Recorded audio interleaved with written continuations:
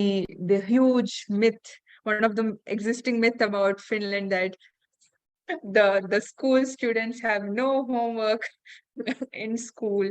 So which is I think let's try to it would be nice if you could share your thoughts on how much of that myth is correct.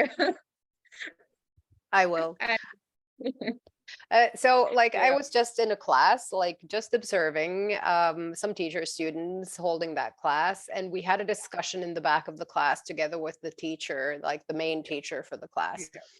And so they were talking something about homework. And I asked the teacher, I was like, so how much homework do you have? And she's like, actually, we have like this agreement in our class. She didn't talk about the entire school. She just talked about her class. And she said, she is only allowed to, and she was talking about like a self-imposed limitation, but yeah, she's only allowed to give 2 pieces of homework per day to the students. And she said that she usually gives that homework in the same 2 subjects. Guess what the subjects were, Lovis? I don't know, math Yes. and language. Yes, and Finnish. So like these Okay. were Swedish speaking Finns. So in Finland, we have Okay. 5% Swedish speakers and 95% Finnish speakers. And so these are like Swedish speaking pupils. And of course, like their major need is like the Finnish, which is like the mainstream culture language. But yeah, and so in those 2 subjects, she said like Finnish and math usually. And like the interesting part is that there's less and less homework, and we're still doing okay in PISA like studies. And there is a reason for this. There are several reasons, of course, but like my favorite one is the pragmatism of the Finnish teacher. Have I told you about this, Lovis? I don't think I have. No, you haven't. No. So let's say now that the teacher is thinking about like, let's have the student learn how to ride a bike. So the Finnish teacher will go, okay, so what do I need in order to have like teach a student how to ride a bike? I'm going to need a bike. Probably going to need some support. So like training wheels or something. Do I need something else? A flat surface somewhere where it's not too bad, like if it goes wrong.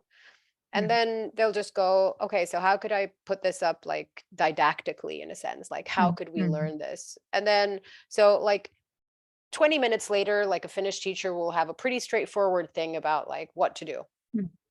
And so what the teacher will do is place the student on the bike, hold the bike, or like have the training wheels on, and then like give some basic instructions and then have the students try it. So it's pretty like Dewey-esque. It's like Dewey, learning by doing type of thing. So that's part of the pragmatism. But the other pragmatism is that let's say now that the core curriculum, like the Finnish one as well, like says that you need to incorporate like a digital something. Like most teachers will go, how could I do that? Oh, I'll have them write a blog or like a learning portfolio about their like learning how to ride a bike.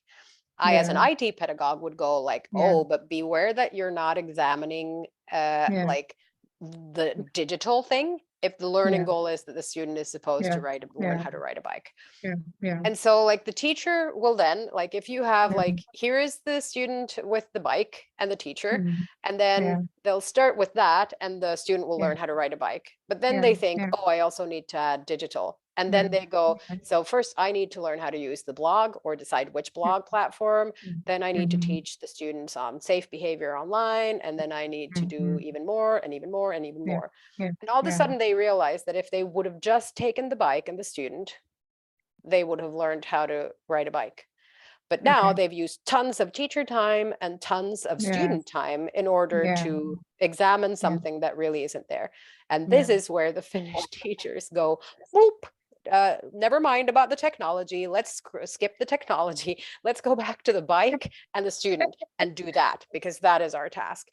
And so it's kind of a single-mindedness. I don't want to call it that because it sounds a little bit nasty. But it's being pragmatic. It's kind of going like, what is it that we need? Let's do that. Exactly.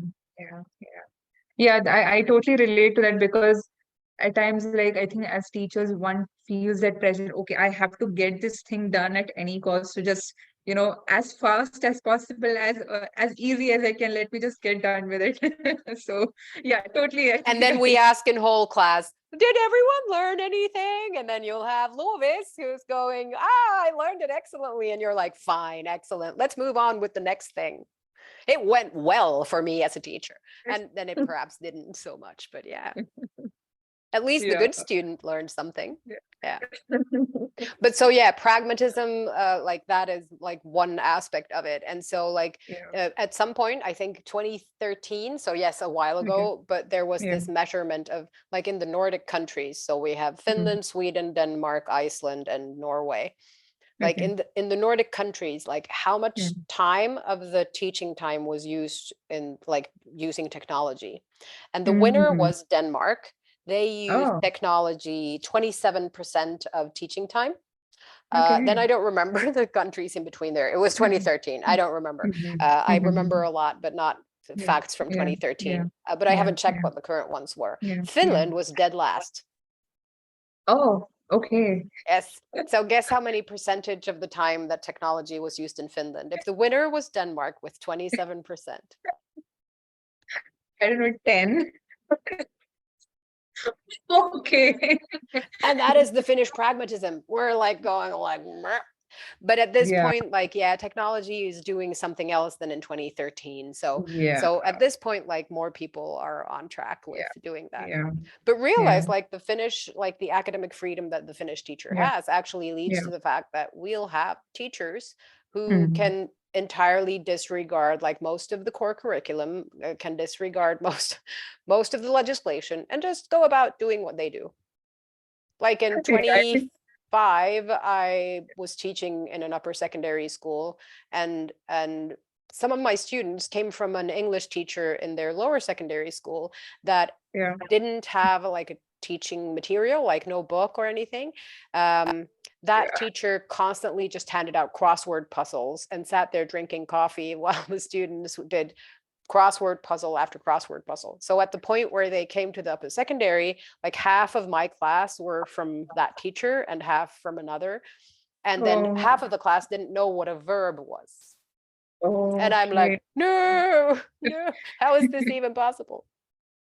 No, I think that's something very much relatable in and could be seen in every country. I can say a teacher, like I think it depends on you how much passionate you are of of making sure that you learn, you make sure that your pupils are learning. And but yeah, you get to see, and it's can be seen in every profession. I think that some people can be like, I think, oh, okay, it's fine, they'll be fine. So I was thinking about that from the beginning of our discussion as well, that like in teaching, like what happens, and I think that this may be what's happening in India a little bit, just from hearing you and like looking into it a little bit more, I realized that like it's a research problem.